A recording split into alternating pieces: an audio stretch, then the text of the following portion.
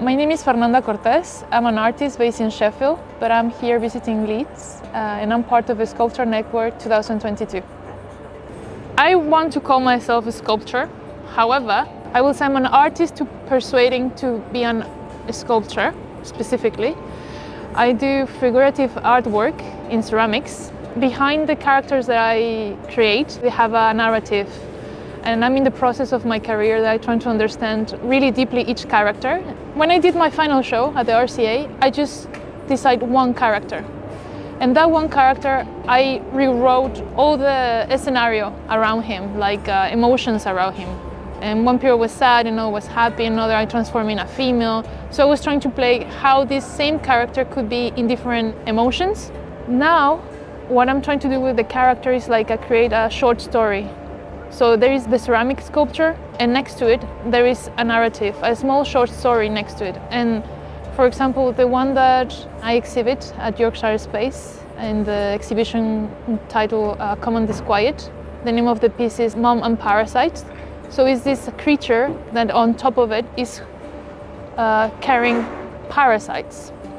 And this story is about how motherhood is not the thing I want in my life without saying it textually in the narrative. So I'm trying to do this with characters. I'm trying to that they have more than just one layer. I want to create that be complex, that they have relationships, that they suffer, that they love. And also in Write is completely different. In the course that I'm taking, they give me they give you hints of how you create a character.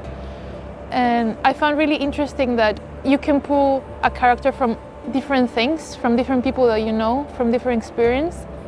And it's another craft that I'm really satisfied to learn. First, I would like to say why I started to work with clay. I saw my sister, I was 11, she's 4 years older than me, and I saw her sculpting a mermaid. And I was pretty sure that she was doing it wrong. So I offered myself to do it. So I really enjoyed the movement, the fluidity of the material. Then I was trying to decide what to study, and I decided to apply for an internship in an art school in Canada. It's called Moncton. It's in the middle of nowhere. They have an amazing ceramic studio, and that was the first time that I was approached to ceramic as a medium of art. I never thought in my mind that I would carry on with that practice. I just did one sculpture, and after that everything started to grow up. Then I applied to the Royal College of Art, and that is where I have my foundation in ceramics and in clay.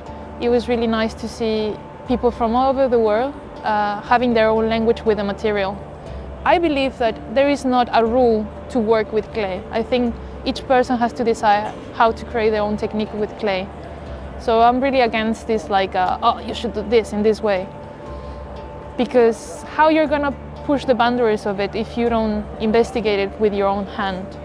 I have memories of me going to the Museum of Anthropology in Mexico City, and there were figurines in clay, and because I was there, I didn't value them. I was like, oh yes, that's another small piece of work from this area from Mexico, without realizing that I was actually influenced by it.